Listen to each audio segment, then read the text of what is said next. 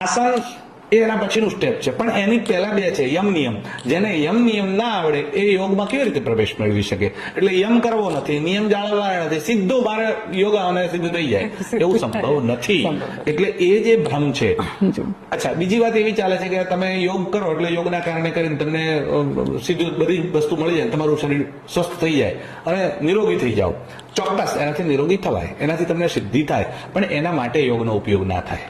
તમારા ઘરમાં પશ્મિનાની 10,000ની સાલ હોય, એનાથી પોતું લગાડો તો પોતું લાગે, ફર્શ ઉપર તમે એને પોચું મારી શકો, પણ પોતું મારવા માટે 10,000ની પશ્મિનાની સાલ વાપરે ગાંડો કહેવાય.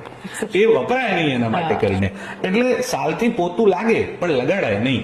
એવી રીતે યોગથી રોગ ભાગે, પણ રોગ બગાડવા માટે યોગ નથી. યોગનો ઉપયોગ તો ઈશ્વરની પ્રાપ્તિ માટે છે. એટલે ઈશ્વરની પ્રાપ્તિ માટે યોગ સર્વસાધારણ નથી. ત્રીજો માર્ગ છે એ ભક્તિ માર્ગ છે. એટલે જ્ઞાન, યોગ અને ભક્તિ. ભક્તિ પણ રાજમાર્ગ છે.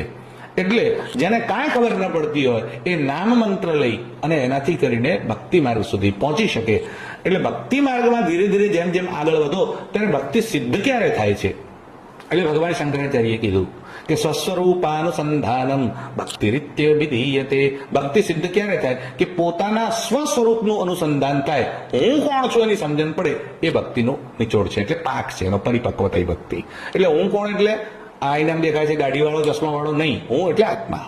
એટલે હું કોણ છું એની પ્રતીતિ એ શાનાથી થશે? એ ધ્યાનથી થશે. એટલે ભક્તિ આખરે ક્યાં લઈ જશે? ધ્યાનમાં લઈ જશે. પણ એનો મતલબ ભક્તિનું વેલ્યુ નથી એવું નથી. એટલે તમારે શિવાય નમઃ બોલવાનું, રામ નામ સંકીર્તન કરવાનું, મહાદેવ મહાદેવ બોલવાનું, એમ કરતા કરતા કરતા કરતા ધ્યાન સુધી પહોંચાશે.